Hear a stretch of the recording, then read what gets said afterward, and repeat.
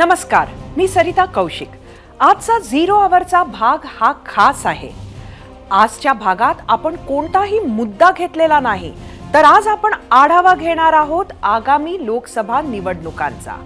आज आपण सांगणार आहोत की देशातील आणि महाराष्ट्रातील जनतेचा कौल कुणाच्या बाजूने आहे। पुन्हा मोदी पंतप्रधान होणार का? एनडीएला किती जागा मिळणार? काँग्रेसच्या नेतृत्वातील इंडिया आघाडीचं काय होणार? कोणकोणते दिग्गज नेते जागा राखणार आणि कोणत्या दिग्गजांची दांडी गुल होणार?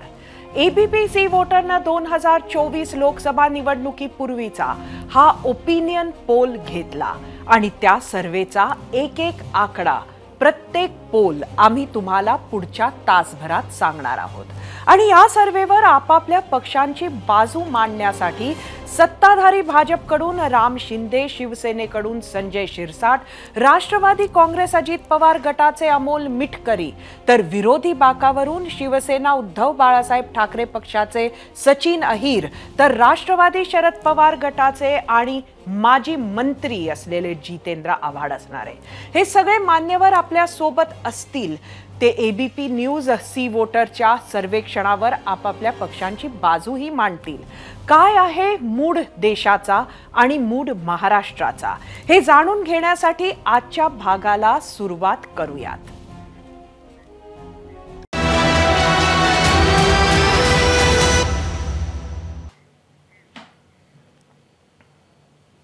गेल्या 2 तासांमध्ये आपण एबीपी माझावर बघत आलेलो आहोत की देशातल्या काही प्रमुख आणि लोकसभा निवडणुकांमध्ये अत्यंत महत्त्वाच्या अशा राज्यांचा ओपिनियन पोल।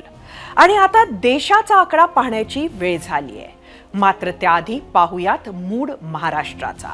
एबीपी न्यूज आणि सी वोटर्सच्या सर्वेक्षणात महाराष्ट्रानं कोणत्या आघाडीला पाठिंबा दिलाय तेच जाणून घेण्यासाठी जाऊयात आपल्या मीडिया सेंटरला।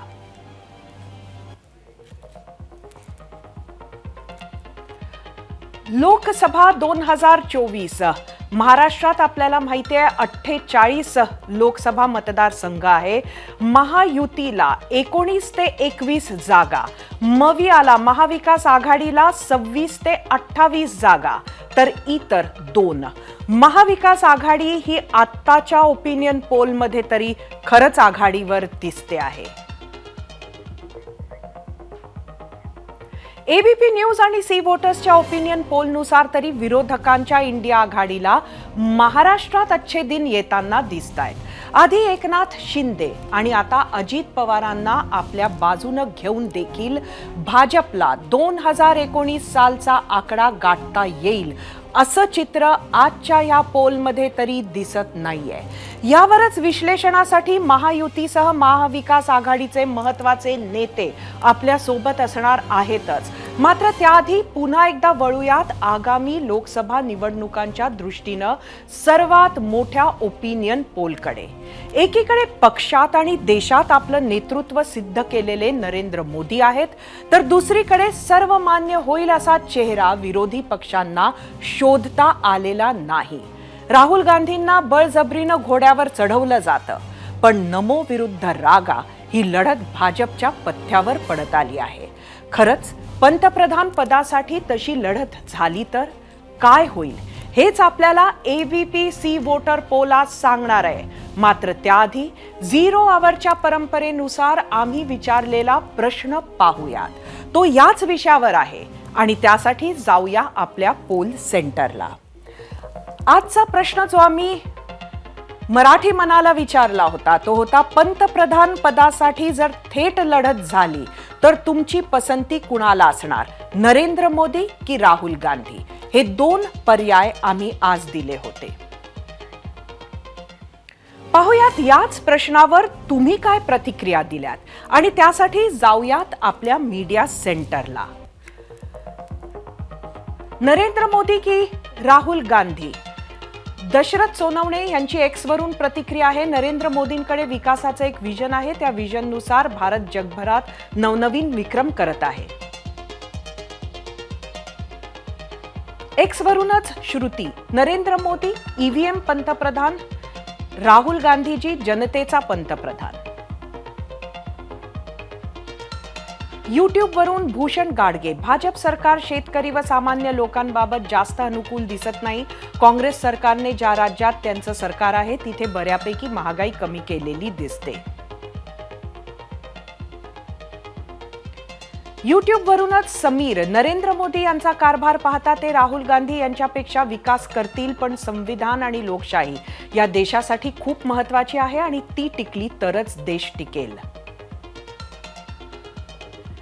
फेसबुकवरून अप्पासाहेब परसराम जाधव, पंतप्रधान थेट जनतेतून निवडायला हवेत. इंस्टाग्रामवरून प्रीतम सिंह परदेशी, मोदींसमोर असा माणूस उभा केला आहे की इच्छा नसताना मोदींलाच मत द्यावे लागेल. इंस्टाग्रामवरून युवराज वाघ, आपल्या देशाला मोदी साहेबांसारख्या पंतप्रधानाची गरज आहे.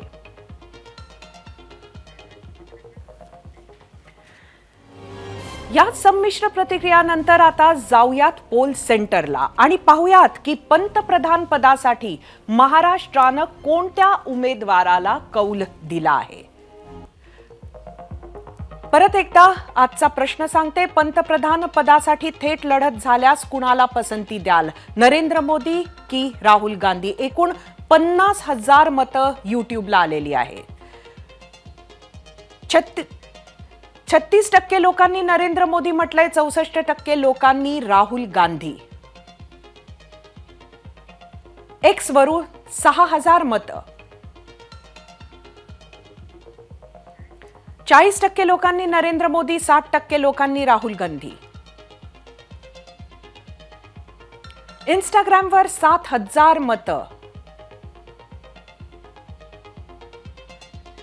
68% लोकांनी नरेंद्र मोदी म्हटलंय, 32% लोकांनी राहुल गांधी. फेसबुकवर एकूण 2,000 मतं. 63% लोकांनी नरेंद्र मोदी म्हटलंय, 37% लोकांनी राहुल गांधी. महाराष्ट्रातील हजारो प्रेक्षकांचा कौल पाहिल्यानंतर आता वेळ झालीय एकंदरीत देशाचा कौल काय आहे तो पाहण्याची. काय म्हणतोय एबीपी न्यूज आणि सी वोटरचा सर्वे अगदी याच प्रश्नावर? त्यासाठी आपण 0 आवरच्या 3ही स्क्रीनचा वापर करणार आहोत. त्याच ओपिनियन पोलची सुरुवात करूयात आपल्या पोल सेंटरच्या स्क्रीन पासून. बघूया एबीपी सी वोटरचा सर्वे. आज पंतप्रधान पदासाठी तर थेट लढत झाल्यास कुणाला पसंती? नरेंद्र मोदी यांना 59%. दुसरी स्क्रीन बघूया. राहुल गांधी यांना देशात 32% लोकांनी पसंती दिलेली आहे. तिसरी स्क्रीन दोघेही नाही म्हणणारे 4% आहे आणि सांगता येणार नाही म्हणणारे 5% आहे. त्यामुळे एकंदरीत जर पाहिलं तर 59% नरेंद्र मोदी, 32% राहुल गांधी, 4% दोघेही नाही, 5% सांगता येणार नाही.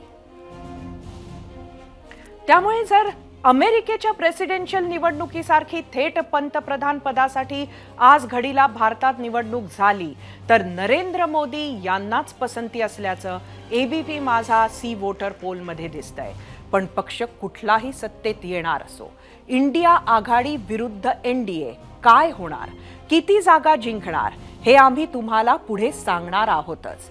मात्र आता वळूयात लोकसभेच्या सर्वात मोठ्या ओपिनियन पोलच्या पुढच्या टप्प्याला. लोकसभेच्या 543 जागांसाठी सामना रंगणार आहे. त्या लढतींपैकी काही लढती लक्षवेधी असणार आहेत. देशभरातील अशा काही लक्षवेधी लढतींपैकी 10 लढतींवर एक नजर टाकूयात आणि त्यासाठी जाऊयात आपल्या मीडिया सेंटरला. या आहेत देशाचा लक्षवेधी जागा, व्हीआयपी जागा. काय आहे व्हीआयपी जागांवर मूड देशाचा? सगळ्यात पहिले बघूया वाराणसी. आपल्याला माहिती आहे पंतप्रधान नरेंद्र मोदी यांची कॉन्स्टिट्युएन्सी. सध्या जास्त मतांची आघाडी असणार असा देशाचा मूड दिसतोय.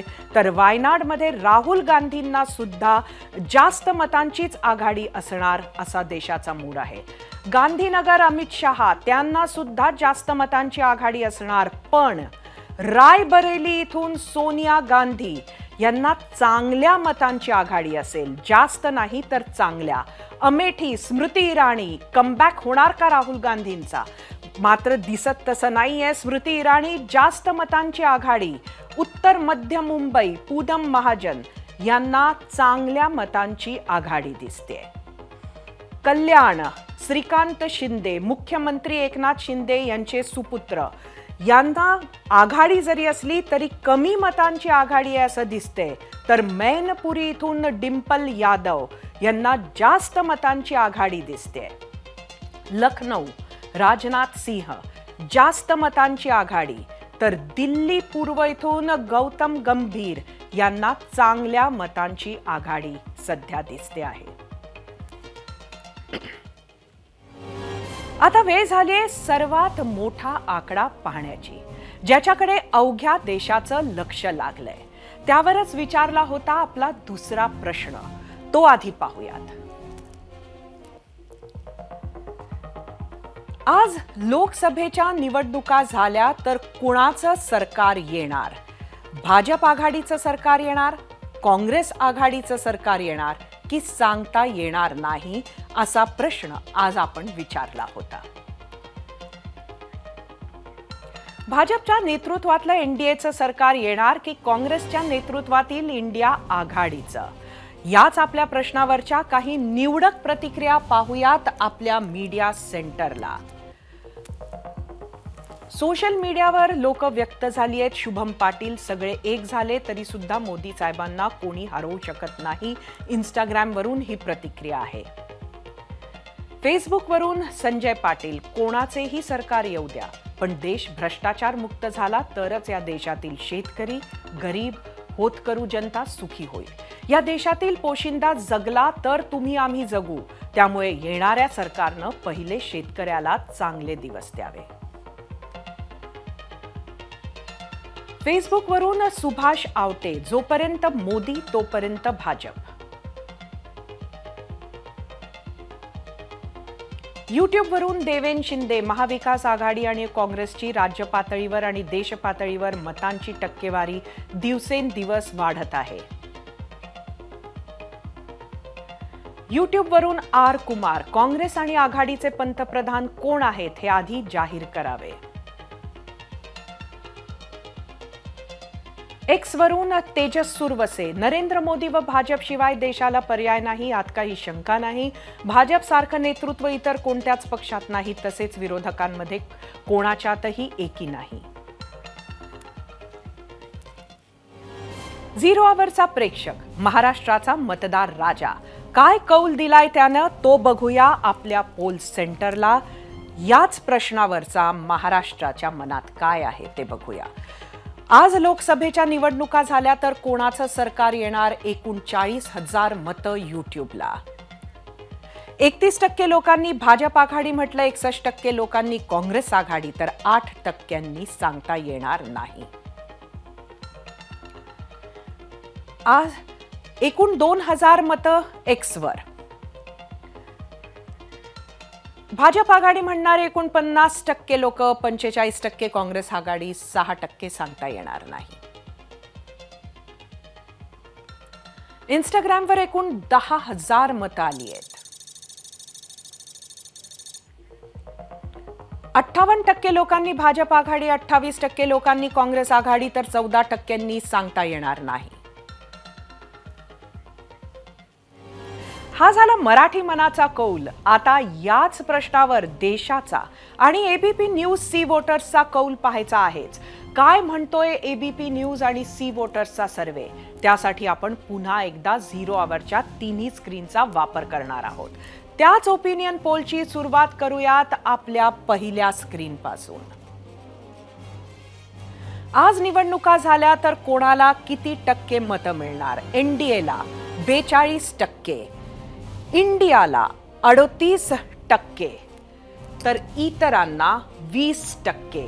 त्यामुळे इथं देशामध्ये एबीपी सी वोटर प्रमाणे एनडीएची आघाडी दिसते. मात्र ही जी आघाडी आहे टक्केवारीची, ती त्यातला जो फरक आहे इंडिया आणि एनडीए मधला, तो पाहिलं तर खूप कमी जागांचा आहे आणि त्यामुळेच येणाऱ्या काळात जागांचं काय होतं ते सुद्धा आम्ही तुम्हाला सांगणार आहोत.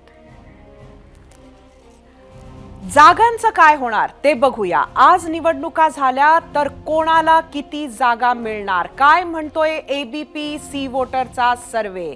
एनडीएला 295 ते 335 च्या मध्ये जागा मिळतील. इंडिया आघाडीला 165 ते 205 जागांच्या मध्ये मिळतील, तर इतर 35 ते 65. त्यामुळे आपण बघितलं तर 350 पार करण्याचा एनडीएचा जो मानस आहे तो आत्ता तरी पूर्ण होताना दिसत नाहीये. मात्र 300 पार एनडीए असू शकते.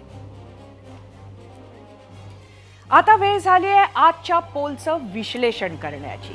आजच्या सर्वेक्षणात आपापल्या पक्षांची बाजू मांडण्यासाठी सत्ताधारी भाजपकडून राम शिंदे, शिवसेनेचे संजय शिरसाट, राष्ट्रवादी काँग्रेसचे अजित पवार गटाचे अमोल मिटकरी, तर विरोधी बाकावरून शिवसेना उद्धव बाळासाहेब ठाकरे पक्षाचे सचिन अहिर, तर राष्ट्रवादी शरद पवार गटाचे आणि माजी मंत्री जितेंद्र आव्हाड ही नेते मंडळी आपल्या सोबत असणार आहेत. आपल्या बरोबर संजय निरुपम ही जॉईन होणार आहेत. सुरुवात करूयात आजच्या चर्चेला. आपल्या सर्वांचं एबीपी माझा मध्ये स्वागत आहे. खरं तर मी सगळ्यात पहिले राम शिंदे आपल्याकडे येते. महाराष्ट्राचा जर कौल आपण बघितला तर महाराष्ट्रात मात्र आत्ताच्या सत्तेत असणाऱ्या सरकारला पसंती दिसत नाहीये. काय सांगाल?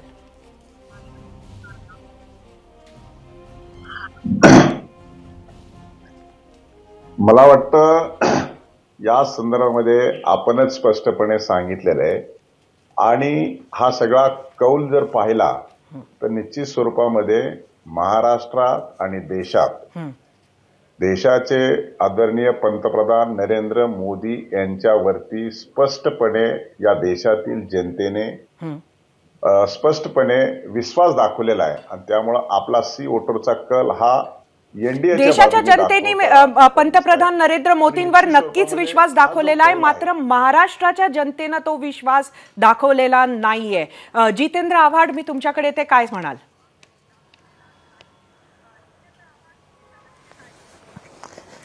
प्रश्न असा आहे की महाराष्ट्राचं राजकारण बघता महाराष्ट्रामध्ये गेल्या वर्षभरामध्ये 2 वर्षामध्ये जे काही घडलंय आणि ज्या पद्धतीने हे सरकार स्थापन झालं त्याच्याबद्दलची चीड एक मराठी मनामध्ये आहे. ज्या पद्धतीने ठाकरेंची मातोश्री उद्ध्वस्त करण्यात आली आणि पवार साहेबांना उद्ध्वस्त करण्याचा प्रयत्न झाला, हा मराठी मनाला पटलेला नाही. ज्यांनी 70 वर्ष आयुष्यभर महाराष्ट्राची सेवा केली, महाराष्ट्राला पुढे नेण्याचा प्रयत्न केला. दुसरीकडे शिवसेनेने मराठी माणसाला जागा ठेवण्याचा प्रयत्न केला. हे सगळं केल्यानंतरही ज्या पद्धतीने आणि त्यामध्ये प्रामुख्याने जे पैशांची बातचीत झाली किंवा त्याला आपण इंग्लिशमध्ये रोलिंग म्हणतो, त्या पैशाची जी रोलिंग झाली 50 खोके किंवा आत्ताच्या अर्थसंकल्पामध्ये आपापले आमदार टिकवण्यासारखी 400-450 कोटी रुपयांची त्यांना त्यांच्या मतदारसंघात द्यायचे आणि विरोधी पक्षाच्या बाकावरील आमदारांना 1 रुपयाही द्यायचा नाही, हे जे काय चालू आहे ते मराठी माणसाला पटत नाही. सगळं मराठी माणसांमध्ये ही संस्कृतीच नाही. अमोल मिटकरी, मी तुमच्याकडे येते. कुठेतरी ही जी काही प्रतिक्रिया आहे हीच भावना मतदात्याची आहे का? अजिबात असण्याचं कारण नाही आहे. आज अजितदादांच्या नेतृत्वामध्ये आम्ही महायुतीमध्ये सामील झालेलो आहोत आणि जे काही आरोप प्रत्यारोप होत आहेत त्या आरोप प्रत्यारोपाला तीळ मात्रही अर्थ नाही आणि आम्हाला विश्वास आहे की महायुती जास्तीत जास्त जागा, हा जरी सर्वे असेल तरी आगामी काळामध्ये महायुतीचा डंका आपल्याला महाराष्ट्रात वाजलेला दिसेल. राम शिंदे, आपण काही म्हणत होतात?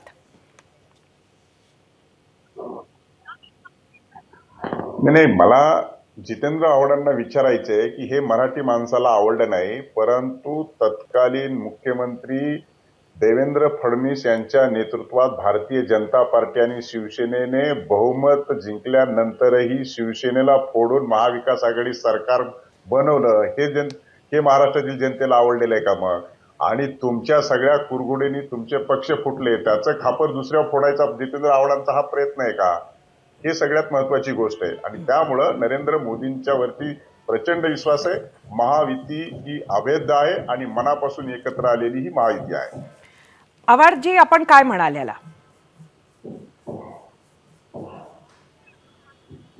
असं आहे की राम शिंदे साहेबांचं बरोबर आहे, कारण का ह्यांचं सगळं मोदींवरच अवलंबून आहे. पण महाराष्ट्राचं राजकारण बघत असताना केंद्रबिंदू हे मोदी होऊ शकत नाही. त्याचं कारण महाराष्ट्राचा माणूस हा सचत विवेक बुद्धीने मतदान करतो, आणि जेव्हा तो हे मतदान करेल तेव्हा भाजपने आखलेली रणनीती, त्याच्या दोन पक्षांची झालेली फोडाफोड आणि त्याच्यानंतर जे काही झालेलं राजकारण आहे त्याच्याकडे महाराष्ट्राचा माणूस हा तिरकस नजरेने बघतच राहील. नक्कीच आपण जे म्हणत आहात ते जरी योग्य असलं तरी दुसरा प्रश्न त्यांनी जो मांडलेला आहे तोही महत्वाचा आहे की कुठंतरी हेच एका वेगळ्या पद्धतीनं 2019ला राष्ट्रवादी काँग्रेसनं सत्तेत येताना शिवसेनेला स्वतःबरोबर घेतानाही केलेलं आहे. असं आहे की शिवसेना फोडली नाही. शिवसेना पक्षप्रमुख उद्धवजी ठाकरे यांनी जो निर्णय घेतला तो शिवसेनेने अंमलात आणला. तो काय राष्ट्रवादी काँग्रेस किंवा काँग्रेसने त्यांना घ्यायला लावला नाही. त्यांनी आधीच याबाबत बोलणी सुरू केली. त्यांनी मुख्यमंत्री पदाची मागणी केली आणि त्याच्यानंतर त्यांच्यात फिसकटलं आणि ते बाहेर पडले. तो प्रश्न राष्ट्रवादी काँग्रेस फोडणाऱ्यांनी किंवा शिवसेना फोडणाऱ्यांमध्ये येत नाही. तो थेट बंडाचं निशाण आहे ते.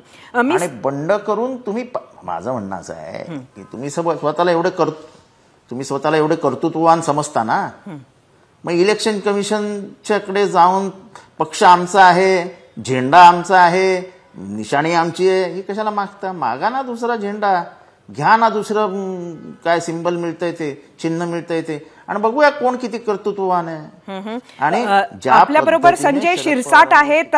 मी ह्याचं उत्तर त्यांना मागते. आता जितेंद्र आव्हाड यांनी जे म्हटलं त्यावर काय सांगाल?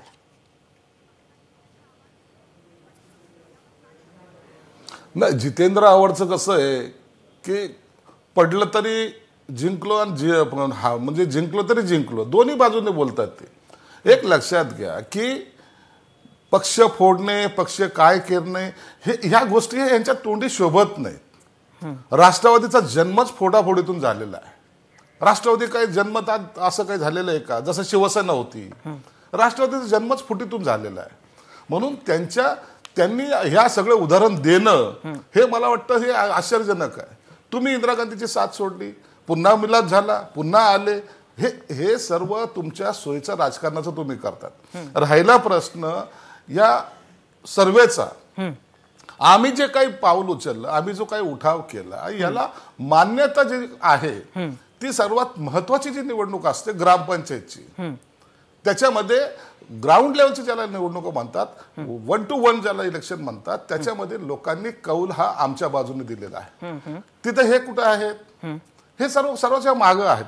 म्हणून आता याचा परिणाम यांना आता येणाऱ्या निवडणुकीत दिसणार आहे. याचा परिणाम येणाऱ्या निवडणुकीमध्ये दिसतील असं म्हणतात ते सचिन आहेर आपल्या बरोबर आहेत. एकंदरीत आपणही आता कौल बघितला, काय तुमची पहिली प्रतिक्रिया आहे?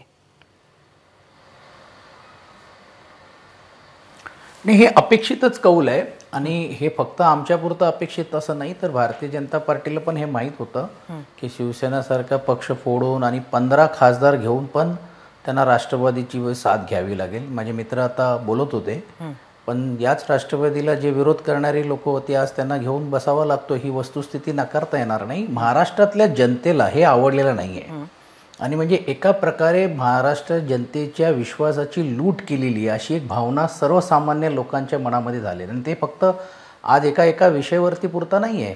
मग ज्या पद्धतीने केंद्र सरकारने या राज्याकडे दुजाभाव केलं, दुष्काळाच्या वेळी असेल.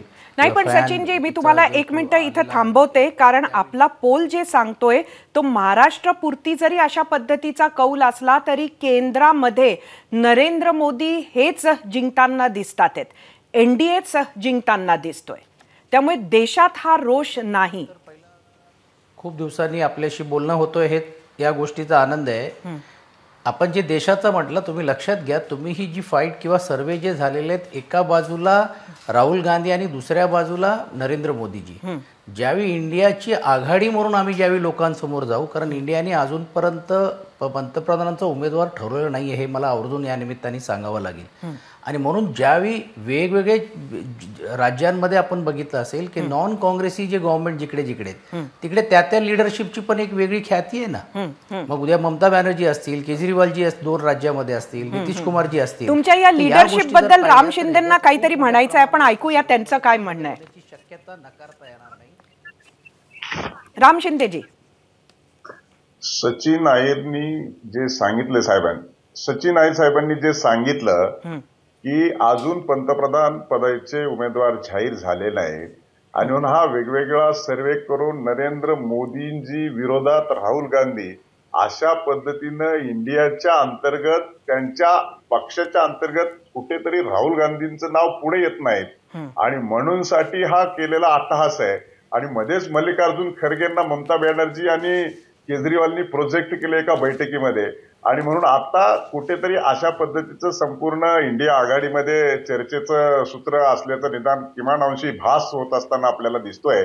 आणि म्हणून राहुल गांधी हे नरेंद्र मोदींच्या विरोधात असलेले उमेदवार होऊच नयेत, असूच शकत नाहीत, अशीच इंडिया आघाडीची मानसिकता दिसते, यावरून स्पष्ट जाणवत आहे.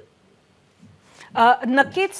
खरं तर मी परत एकदा येते याच मुद्द्यावर आणि अमोल मिटकरी आपल्याबरोबर आहेत. अमोल मिटकरी यांना मी विचारते की एकंदरीत जर बघितलं तर अजितदादा गट हा बरोबर आल्यानंतर सुद्धा महाराष्ट्रात अपेक्षित तो फायदा कुठंतरी सरकारला, भाजपला होताना दिसत नाहीये. काय सांगतं हे?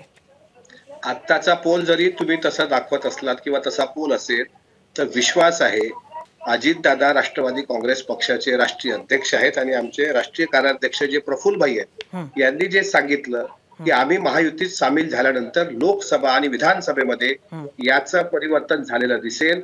आता ज्यांना मराठी माणसांचा पुळका येतोय, उद्धव ठाकरे साहेबांच्या शिवसेनेला विरोध करत राजकारण करणारी लोक आता मराठी माणसांच्या बाबतीत बोलायला लागलीत, हे अत्यंत हास्यास्पद आहे. मी तुम्हाला स्पष्ट सांगतो, अजितदादा महायुतीत सामील झाल्यानंतर महायुतीला खूप मोठा फायदा होणार आणि आताचे हे फक्त पोल आहेत. आणखी लोकसभा आणि विधानसभेला वेळ आहे आणि जनता ठरवते की उमेदवार कोण असावा, उमेदवार कसा असावा आणि उमेदवार एकदा जाहीर झाल्यानंतर तुम्हाला निश्चितच या पोलमध्ये परिवर्तन झालेलं दिसेल. जितेंद्र आव्हाड, मी आपल्याकडे येते. आपण इंडिया आघाडीच्या बैठकीला सातत्यानं जात आहात, आपण तिथे उपस्थित राहिला आहात, त्यामुळे आपल्याला विचारते की खरं तर राहुल गांधी यांचं नाव इंडिया आघाडीतूनही आलेलं नाहीये, मात्र तरीही देशाला एक सर्वमान्य नेतृत्व जर विरोधकांमधनं कुठलंही हवं असेल तर त्या अगदी मोजकी नाव आहेत आणि त्यातलं एक राहुल गांधी आहेत, ते तरुणही आहेत. मात्र काय अडचण येते आहे हे नेतृत्व द्यायला किंवा हे नाव सांगायला, आणि त्याचा फटका कुठेतरी या पोलमध्ये बसताना दिसतोय का?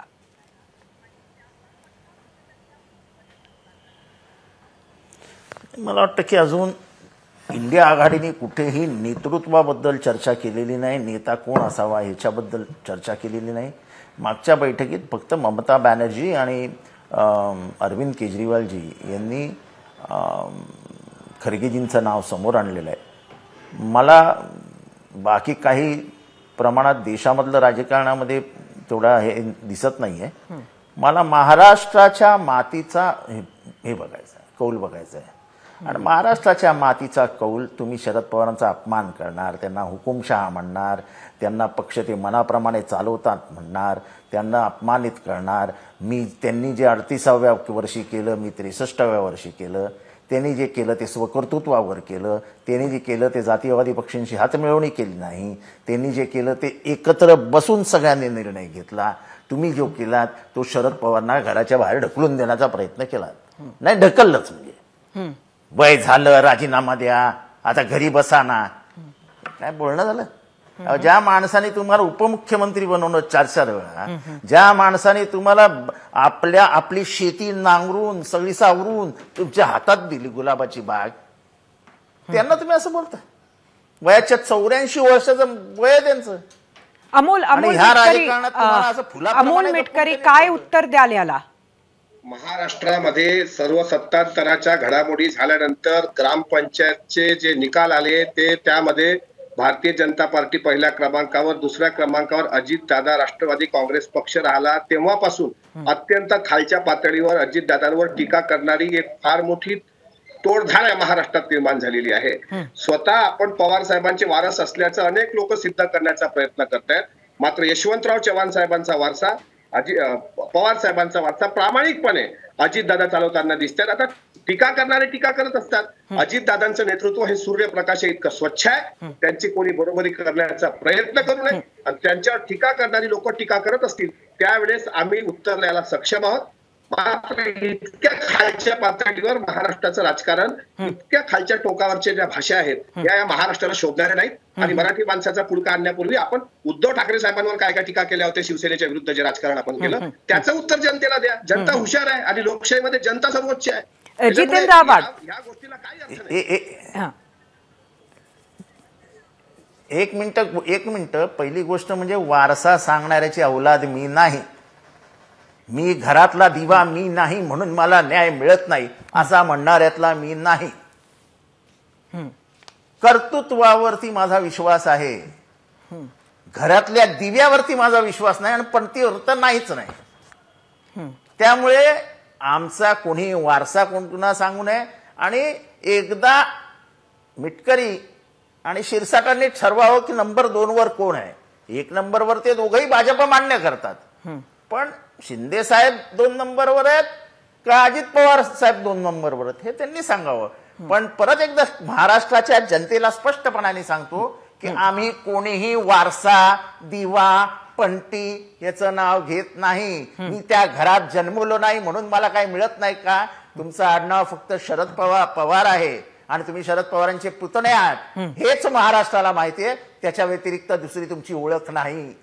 अमोल मिटकरींना काहीतरी उत्तर द्यायचं आहे. शिरसाटजी, मी आपल्याकडे येते, पण त्याच्या आधी अमोल मिटकरींचं उत्तर घेऊया ह्याच्यावर. अजितदादांवर ज्या पद्धतीनं टीका आज सुरू आहेत या प्रत्येकांवर अजितदादांचे उपकार आहेत.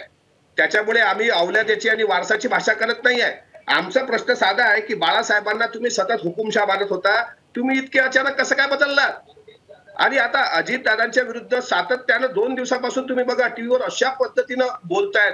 वारसा, पंथी, आम्ही कुठं बनतोय? स्वच्छ चरित्र, स्वच्छतेनं राजकारण करणारा व्यक्ती अजितदादा आहे. त्यांच्या नेतृत्वात हा पक्ष पूर्ण ताकदीनं महाराष्ट्रात येईल. याचा फायदा नक्कीच माहितीला होणार. आणि ग्रामपंचायत मध्ये आता आमच्या सर्वांमध्ये समन्वय आहे, त्याच्यामुळे याच्यात कोणी मिठाचा खळा टाकण्याचा प्रयत्न करू नये. संजय शिरसाट, आपण काहीतरी म्हणत होतात. नाही, काय झालेलं आहे आता राजकारण हे वेगळ्या स्टेजवर गेलेलं आहे. इमोशनली आता इमोशनलला महत्व दिलेलं आहे. भावनात्मक बोलणं. हे बघा, शरद पवार साहेबांवर अन्याय झाला, तो म्हणेल मग उद्धव ठाकरे साहेबांवर अन्याय झाला. अरे तुम्ही परिस्थिती पाहाल का नाही कधीतरी? आमची जी सभा, आता मी आमच्या संभाजीनगरची सभा सांगतो, सर्वात मोठा चोर कोण आहे? शरद पवार. हे बोलले कोण? उद्धव ठाकरे. सर्वात आता मंत्रालयात न जाणारा मुख्यमंत्री कोण? तर उद्धव ठाकरे. हे बोलले कोण? शरद पवार. हे दोघांचं काही इतकं काही बरं नव्हतं आणि हे एकमेकाच्या विरोधात टीका करत होते. परंतु झालं कसं, या लोकांच्या हातातून आता हे सर्वजण बाहेर गेलेत. एखादा माणूस, हे काही ग्रामपंचायत नाही बाबा, हे विधानसभा आहे. याच्यातला एखादा माणूस जर इकडचा तिकडा पक्ष बदलत असेल तर आपण समजू शकतो. 50-50 60 लोक जर पक्ष बदलत असेल, पदाधिकारी जर पक्ष बदलत असेल तर याची कुठं तुम्ही दखल घेणार आहेत का? सचिन आहेर आपल्या बरोबर आहेत. काय सांगाल? नाही, जे शिरसाटजी बोलतायत मला आश्चर्य वाटते की पण कालपर्यंत तेही अजितदादांच्या विरोधात बोलत होते ना. राष्ट्रवादी काँग्रेसबद्दल तेही म्हणत होते. मग ज्यावेळी या पक्षातल्या सर्व लोकांनी निधी मिळत नाही, पक्षामध्ये आम्हाला जो राष्ट्रवादीवर आम्हाला जायचं नाही, आपण वेगळं व्हायला पाहिजे, मग परत ते राष्ट्रवादीबरोबर आलेत ना. ही महाराष्ट्रातली जनता, ही सुज्ञ, हे सर्व काही गोष्टी बघतायत की सत्ताकरण करण्यासाठी जी मंडळी एकत्रित झालेली आहे त्यातूनच हा सर्वे आलेत ना. आता हा सर्वे काय आम्ही केलेला अशातला भाग नाही, आपणच सांगताय. हा सर्वेचं कौलच असं आहे की 18 खासदारांपैकी 3च खासदार आमच्याकडे राहिले, 15चे 15 खासदार गेलेत, आमदार गेलेत, तरी हा कौल आमच्याकडे काय येतोय? मी समजू शकलो असतो की 3चे आम्हाला 4 दाखवले असते, 8 दाखवले असते, पण हा जो कौल दिसतो यातूनच जनता यांनी हे सुस्पष्ट कौल दिलेला असं स्पष्ट आहे. संजय शिरसाट सांगा. बघा, सचिन माझे मित्र आहेत, त्यांना एक सांगतो, मागच्या वेळेला जे सर्वे झाला ना, सर्वेवर तुम्ही जाऊ नका. मागच्या सर्वेमध्ये माझ्या मतदारसंघामध्ये तो प्रशांत त्यांना सर्वेसाठी आपण पाचारण केलं होतं, तुम्हाला चांगल्या प्रकारे माहित आहे. सर्वात मोठा सर्वे करणारा माणूस त्यांनी मला काय सांगितलं, माझ्या मतदारसंघामध्ये उद्धव साहेबाला सी ग्रेड मध्ये ही सीट आहे. मी किती हजार मतांनी निवडून आलो, 42,500. राहिला प्रश्न दुसरा, त्यांनी हे सांगितलं की शिवसेनेचे 97 सीट येणार आहे. किती? 97. हे उद्धव साहेबांना विचारा तुम्ही. आले किती? 56. तुम्ही ह्या कौलावर जाऊ नका. इलेक्शनची स्ट्रॅटेजी ही ऐन वेळेत ठरल्या जाते. निवडणूक लढताना ज्या काही घडामोडी होतात त्याच्यावर समीकरण बदलत असतात. म्हणून कौल चांगला आला, कौल वाईट आला, आपण शांत बसलो. चला, कौल चांगला आलेला आहे, आता घरी बसा. असं होतं का कधी? कौलवर सर्व अवलंबून नसतं. मी 2 उदाहरण यासाठी सांगितले की याचा साक्षीदार तुम्ही पण आहात, मी पण आहे. एक महत्वाचा कौल आज आलेला आहे संजय शिरसाटजी की श्रीकांत शिंदे हे आघाडीवर असणारे, मात्र त्यांची आघाडी ही फार मोठी नसणार.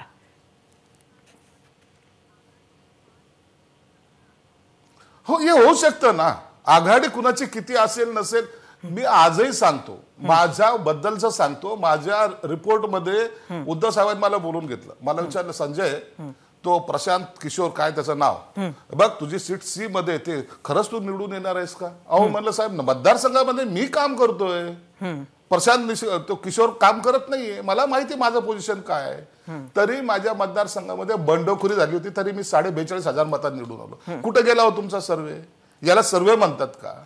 राम शिंदे, काय सांगाल? श्रीकांत शिंदे यांना कुठेतरी भाजप सुद्धा सुरुंग लावतंय.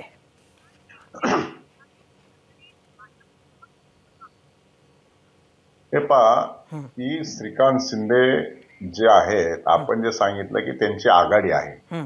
माझं या सी वोटरच्या आणि आपल्या संदर्भात हेच म्हणणं आहे की तुम्ही अलर्ट केलंय, आणि अलर्ट केल्यामुळं निवडणुका आणखी काही महिने जाहीर होण्याला बाकी आहे. निवडणुका जाहीर झाल्याच्या नंतर निश्चित स्वरूपामध्ये पॅचअप होईल. महायुतीचे नेते आणि त्या मतदारसंघातले प्रॉब्लेम्स हे सोडवण्यासाठी आमचे महायुतीचे नेते अतिशय खंबीरपणानं एकजुटीने पुढे जातील. आणि आपण आता लीड दाखवलंच आहे, त्याच्यापेक्षा आणखी अधिकचं लीड यावेळेस निश्चित स्वरूपामध्ये श्रीकांत शिंदेला मिळाल्याशिवाय राहणार नाही. त्याचं कारणच असं आहे की शेवटी 3 पक्ष जर एका सरकारमध्ये काम करत असतील आणि भिन्न विचाराचे माणसं जर एकत्र येत असतील तर थोडंफार मागे पुढे होत असताना आपल्याला दिसेल. सचिन आहेर हसतही होते या श्रीकांत शिंदेचं नाव आलं तेव्हा आणि भाजपनं सुरुंग लावलं तेव्हा, त्यामुळे त्यांचं काय म्हणणं आहे ऐकूया.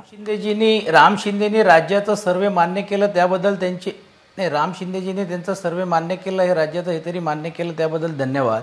देशामध्ये एक आणि राज्यामध्ये एक वेगळं नाही. आपण सर्वेबद्दल बोलतोय. कुठचाही सर्वे शिरसाटजी आपण म्हटलं हा काय एक प्राथमिक अंदाज होतो, ते सर्वेवरती आपण जात नाही. पण आपण सर्वेची वरती चर्चा करतो म्हणून आपण आपली प्रतिक्रिया देतोय. एक लक्षात आपण ही गोष्ट घ्यायला पाहिजे की सर्वसामान्य जनता ही कोणाबरोबर जाते. कौल जे आपण बघताय तर लीडर्स गेलेत, म्हणून तर आज भारतीय जनता पार्टीला 105 आमदार असून पण देखील त्यांचा मुख्यमंत्री का बसवता येत नाहीये? का राज्यामध्ये 2-2 उपमुख्यमंत्री करावे लागतात? आणि मुख्यमंत्रीचे एवढे मोठे दावेदार असणार आहेत हेही सुस्पष्ट सांगतायत का? म्हणजे ही कसोटी पुढे राहणार आहे. आज तुम्ही जाहीर करणार आहात का किंवा राज्यामध्ये? हो, आम्ही फक्त ते सांगता आम्ही एकनाथ शिंदेजींच्या नेतृत्वाखाली निवडणुकीला सामोरे जाऊ.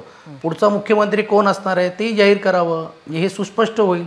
हे होणार नाही. आणि म्हणून त्यात आपसामध्ये खूप मोठ्या प्रमाणावरती लोकसभेमध्ये पण आपल्याला पाहायला मिळेल की जोतो हे जे 3 पक्षातली जी लोक आहेत, आपला उमेदवार कसं निवडून येता येईल, दुसऱ्याचा येणार नाही, ही काळजी ती घेण्याचा प्रयत्न. बरं, मग मी आपलाच प्रश्न थोडा नेते का लोकांना इंटरेस्ट आहे. राम शिंदे महायुती मुख्यमंत्र्यांचा चेहरा देऊ शकणार आहे का? ही पुढची निवडणूक आहे, आजचा सर्वे आणि आज आपण लोकसभेबद्दल बोलतोय.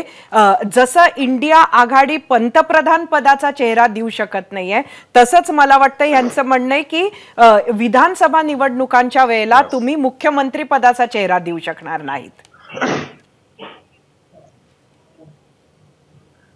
मला वाटतं की सचिन आई साहेब आणि जितेंद्र आव्हाड साहेब हे जे दिशेने चर्चा करणं आवश्यक आहे ते करताना दिसत नाहीत. महायुतीच्या प्रॉब्लेम्स काय आहेत हे सांगतायत. तुम्ही महाविकास आघाडीचं बोला ना, तुमचा मुख्यमंत्री कोण असणार आहे हे सांगा, तुमच्या जागा किती असणार आहेत हे सांगा, तुमचा पंतप्रधान पदाचा जी चर्चा सुरू आहे ते पंतप्रधानाचा उमेदवार कोण असणार आहे अजून तो जाहीरच झाला नाही ते बोला.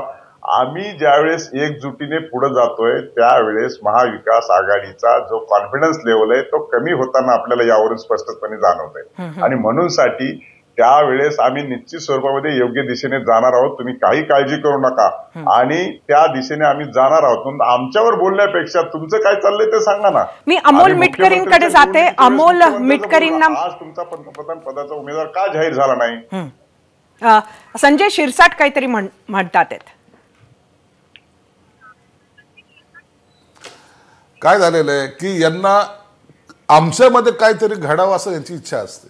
आम्ही पंतप्रधानांचा उमेदवार जाहीर केलाय, सर्व मते तुमच्याकडे होतोय का? सांगा ना. राहुल गांधी आमचे उमेदवार आहेत, शरद पवार आहेत, उद्धव ठाकरे आहेत. आणि दुसरी गोष्ट की आता ज्या निवडणुका झाल्या 5 राज्यामध्ये तिथं कुठेही भाजपने त्यांचा मुख्यमंत्री पदाचा उमेदवार कुठं जाहीर केलाय का? तुम्हाला आमच्याबद्दल घाई काय? मग आता ठीक आहे आम्ही नाही करू शकत, चला आम्ही मान्य करतो. तुम्ही येणारी निवडणूक कुणाच्या नेतृत्वाखाली लढणार आहात हे तरी एकदा क्लिअर करा. जितेंद्र आव्हाड, मी तुमच्याकडे येते हाच प्रश्न घेऊन. तुम्ही कोणाच्या नेतृत्वात येणारी निवडणूक लढणार आहात हा प्रश्न नक्कीच सगळ्यांच्या समोर आहे.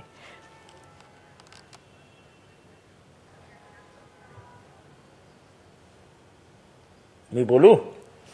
हो नक्की. हॅलो. हो ऐकू येतोय तुमचा आवाज. हॅलो. हां. शरद पवार साहेब जेव्हापासनं महाराष्ट्राच्या राजकारणात आहेत तेव्हापासूनची त्यांची एक सवय आहे की सामुदायिक पद्धतीने नेतृत्व करणे, म्हणजे सामुदायिक पद्धतीने निर्णय घेणे आणि मग नेतृत्व पुढे आणणे. त्यांनी नेहमी इथल्या तरुणांना वाव दिलेला आहे. इथलं तरुण जे दिसत आहेत आज, म्हणजे RR पाटील असो, अजितदादा पवार असो, किंवा दिलीप वळसे पाटील असोत, किंवा जयंत पाटील असोत, किंवा सुनील तटकरे असोत, ही निर्मिती कोणाची आहे? ही शरद पवारांची आहे. आणि आम्ही जे म्हणतो की आमच्याकडे 3 विश्वासनीय वयोवृद्ध असे नेते आहेत. त्याच्यातले एक तरुण आहेत उद्धवजी ठाकरे, आणि बाकीचे दोघे 75 पार आहेत, शरद पवार आणि सोनिया गांधी. त्याच्यामुळे आमचं नेतृत्व कोणी करावं हे बरोबर निर्णय घेतला जाईल, त्याच्याबद्दल कोणालाही चिंता नसावी. संजय शिरसाट, कोणी करावी आम्हाला पडल्या एकच लाईन एक वाक्यात तुमचं नेतृत्व एकच वाक्यात पुढची निवडणूक तुम्ही कोणाच्या नेतृत्वात लढणार? तुमचं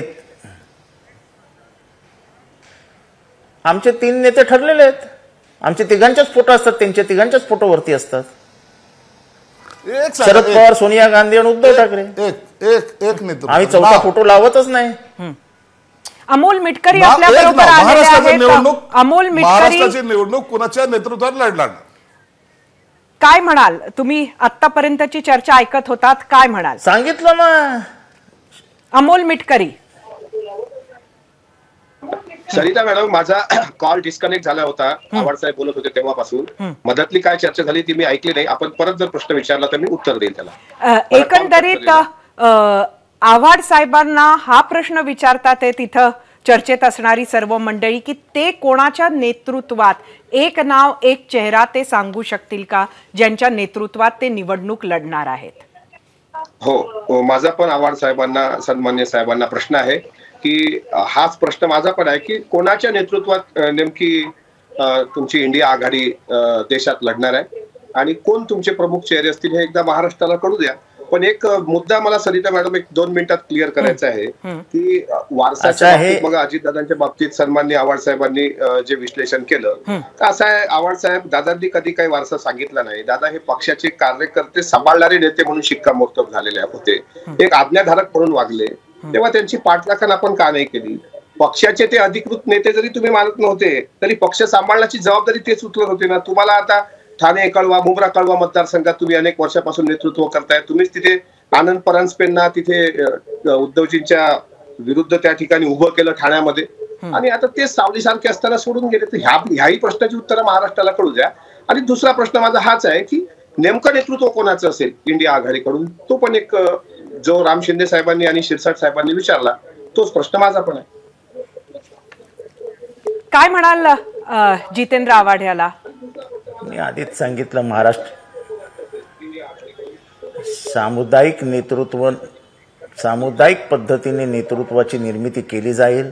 तो निर्णय एकत्र बसून घेतला जाईल आणि तो इंडिया आघाडीला मान्य होईल असा निर्णय असेल. राहिलं दुसरं कुठल्या वारसांचा, तर अजितदादांची पहिली जी भाषणं झाली त्या भाषणापर्यंत, कालच्या भाषणापर्यंत आपण सगळी भाषणं ऐका.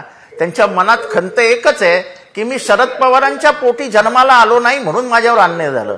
आणि माझं म्हणणं एवढंच आहे की तुमच्या मागे शरद पवारांचं नाव आहे म्हणून तुम्ही महाराष्ट्रात टिकलात. महाराष्ट्रात कोणी टिकलंच नसतं असं. ते फक्त बारामती मतदारसंघात तर का निवडून येतात? तर ते शरद पवारांचे वारसदार होते म्हणून. खरं तर ही एक मोठी चॅलेंज आहे, बारामती मतदारसंघ आणि आज शिरूर सुद्धा. अमोल मिटकरी, मला बोलायचं आहे की जरी हे दादांचं नेतृत्व मान्य करत नसतील, पवार साहेबांच्या नेतृत्वाबद्दल कोणाच्याही मनात शंका असल्याचं कारण नाही, पण अजितदादा पक्षाचे नेते म्हणून वागलेत ना. आव्हाड साहेब, आपण स्वतः सांगा, महाराष्ट्रासमोर कबूल करा, आपण शिवशाहू फुले आंबेडकरी चळवळीतल्या आपल्या मतदारसंघामध्ये कोणी बळ दिला आपल्याला? अजितदादांनी सांभाळलं साहेब आपल्याला, असं काय म्हणता तुम्ही? आणि किती टोकाचा विरोध करणार? त्यांनी काय चुकीचं केलंय? आणि हे जे तुम्ही जे मिसगाईड काय अजितदादांनी तुम्हाला सांभाळलं असं ते म्हणतात. सर्वांना सांभाळलंय अजितदादांनी, सर्वांना सांभाळलंय. त्यांच्या नेतृत्वाबद्दल कुणाच्याही मनात शंका असल्याचं कारण नाही. म्हणजे काय केलं? तुमच्या मतदारसंघात तुम्ही निवडूनच त्यांच्या भरोश्यावर आलात. आमच्या मनात त्यांच्या नेतृत्वाबद्दल शंकाच नाही, पण त्यांनी साहेबांबरोबर गद्दारी केली याचा गद्दार शब्द वापरायचा. आम्हाला त्यांच्या नेतृत्वाबद्दल शंका नाहीये, पण ते नेतृत्व एवढं मोठं नाहीये की ते शरद पवारांना आव्हान देतील. अहो, जितेंद्र आव्हाड साहेब मुंब्रा कळवामध्ये निवडून येत आहेत, मग काय केलं? गद्दारी केली नाही तर काय केलं? नाही, तुम्ही गद्दार शब्द वापरू नका. तुम्ही त्या गद्दारी शब्दाला मला सुद्धा उत्तर देता येतं, पण मी तुमच्या सन्मान ठेवतोय आव्हाड साहेब. अशा पद्धतीने आपण तुम्ही करू नका. का तुम्हाला सोडून गेले? तुम्ही 2019ला पण गद्दारी केली आणि आता पण गद्दारी केली. सांगा ना महाराष्ट्राला, आनंद परांजपे का सोडून गेलेत? निरंजन डावखरे का सोडून गेलेत? गणेश नाईक तुम्हाला का सोडून गेलेत? का तुम्ही राष्ट्रवादी पक्ष तिथे वाढू दिला नाही? याचं उत्तर कळू द्या ना. मग पक्षासोबत गद्दारी कोणी केली हा प्रश्न महाराष्ट्र तुम्हाला विचारेल ना. कोण खरे गद्दार आहेत पक्षाचे? तुमच्या तोंडी गद्दारीची भाषा आव्हाड साहेब तुमच्याकडून अपेक्षित नाही. तुम्ही चळवळीतले नेते आहात, तुम्हाला सांभाळले अजितदादांनी आजपर्यंत, तुम्हाला मंत्रिपद दिलेत अजितदादांनी. अजितदादांमुळे त्या मतदारसंघात तुम्हाला समजते. म्हणून सूर्याजी पिसाळची औलाद कोण? सूर्याजी पिसाळची औलाद कोण आणि तानाजी मालुसरे कोण हे सांगू शकणारे तुम्ही आणि मीच आहोत. तेव्हा सूर्याजी पिसाळ कोण आहे महाराष्ट्रात सध्या हे सगळ्यांना माहिती आहे. पिंपळाला लावू नका, सर्वांना माहित आहे. राष्ट्रवादी काँग्रेस पक्षाच्या ठाण्यातून खिडखेला कोणी केला? आनंद परांजपेंना उद्धव का सोडून गेले? आनंद परांजपे का सोडून गेले सांगा महाराष्ट्राला, द्या उत्तर. तुम्ही असं बोला, तुम्ही बोला सूर्याजी पिसाळांची भाषा. कुठं तुमच्या इतिहासाचा अभ्यास आहे असं मानणार आम्ही? अशा पद्धतीने तुमचं अस्तित्व, तुमचं राजकीय अस्तित्व फक्त आणि फक्त अजितदादा पवार साहेबांमुळेच होतं. अजितदादांनी तुमच्या पाठीवरून जेव्हा हात काढला ना त्यावेळेस तुम्हाला कोणी विचारणार नाही. आव्हाड साहेब, अमोलजी, आपण जितेंद्र आव्हाड यांना काय म्हणायचं यावर ऐकून घेऊया. त्यांचं काय उत्तर आहे? तुम्ही मी 35 वर्ष शरद पवारांबरोबर आहे. पहिल्या दिवसापासून त्यांच्याच दारात आहे, आजही त्यांच्याच दारात आहे आणि शेवटपर्यंत त्यांच्याच दारात असेल. मी 4 दार बघणारा माणूस नाही. एवढं अख्ख्या महाराष्ट्राला माहिती आहे. आणि आनंद परांजपे नक्कीच मला खरं तर आपल्याला आता वेळेची मर्यादा आहे, त्यामुळे मी आपल्याला सगळ्यांना आपली सगळ्यांची माफी मागते. मला माहिती आहे आपल्याला अजून बरंच काही मांडायचंय, मात्र आता आपल्याकडला वेळ संपलेला आहे. एकच शेवटचा आकडा मी प्रत्येकाकडनं घेऊन जाईन. पहिल्यांदा जितेंद्र आव्हाड, मी तुमच्याकडे येते. काय आकडा असणार आहे महाराष्ट्रातून असं तुम्हाला वाटतं महाआघाडीचा? 32-16 असा महाविकास आघाडी, 16 युती. हा आहे जितेंद्र आव्हाड यांचा पोल. अमोल मिटकरी, तुम्ही काय सांगाल? महायुतीच्या सर्वच्या सर्व जागा निवडून येतील. 48च्या 48 जागा. राम शिंदे,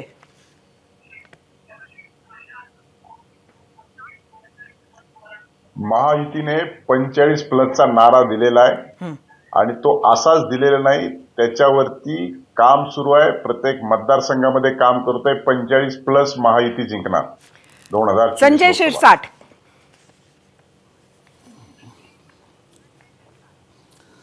महायुती 43 जागा जिंकणार आणि आघाडीच्या 7 जागा येणार. सचिन आहेर, तुमचा आकडा काय आहे? 30 ते 35 महाविकास आघाडीचे जागा निश्चितपणे येतील. त्यात शिवसेनेचे 18चे 18 खासदार हे निवडून आल्याशिवाय राहणार नाही. नक्कीच, त्यामुळे कुठेतरी जागा वाटप झालं हे सुद्धा तुम्ही आम्हाला सांगून दिलेलं आहे. मी आपल्या सर्वांचे खूप खूप धन्यवाद करते. एबीपी माझाच्या 0 आवरमध्ये आपण आलात, आपली मतं मांडलीत. येणाऱ्या काळात बरेच ओपिनियन पोल पुढे सुद्धा येणार आहेत. अशीच चर्चा आपण पुढेही करणार आहोत. उत्तर प्रदेशच्या खालोखाल लोकसभेच्या सर्वाधिक जागा आपल्या महाराष्ट्रात आहेत. त्यामुळे महाराष्ट्रात किती जागा वाढतात किंवा कमी होतात यावर मोदींच्या भाजपचं बरंचसं गणित अवलंबून आहे. त्यामुळे मोदी विरोधकांचंही महाराष्ट्रावर लक्ष असेल. इंडिया आघाडीनं जर जागा वाटप वेळेत निश्चित केलं, योग्य उमेदवार निवडले गेले, उद्धव ठाकरे शरद पवार यांची सोशल मीडियावर उभी केलेली सहानुभूती मतदानात परिवर्तित झाली आणि महाविकास आघाडीनं प्रकाश आंबेडकर यांना बरोबर घेतलं तर, आणि अशा असंख्य जर तर वर इंडिया आघाडी किती मोठं आव्हान उभं करते हे ठरेल. 2014 आणि 2019 साली देशासोबत महाराष्ट्रानं नरेंद्र मोदींच्या चेहऱ्याकडे बघून मतदान केलं होतं. दोन्ही वेळा पुरोगामी महाराष्ट्रानं 48 पैकी 41-42 जागा भाजप मित्रपक्षांना दिल्या आहेत. मोदींच्या जादूमुळे भाजप आणि शिवसेनेचे अशक्यप्राय वाटणारे अनेक उमेदवार निवडून आले होते. तीच जादू कायम राहिली तरच भाजपचं महाराष्ट्रातील मिशन 45 यशस्वी होऊ शकतं. अशा अनेक गोष्टींवर महाराष्ट्राचा कौल कसा लागणार हे अवलंबून असेल आणि त्याकडे आपलं बारीक लक्ष असेल. 0 आवरमध्ये या विशेष भागात आज इथेच थांबूयात. उद्या रात्री 7:56 पुन्हा भेटूयात. तोवर पाहत रहा एबीपी माझा. एबीपी माझा, उघडा डोळे बघा नीट.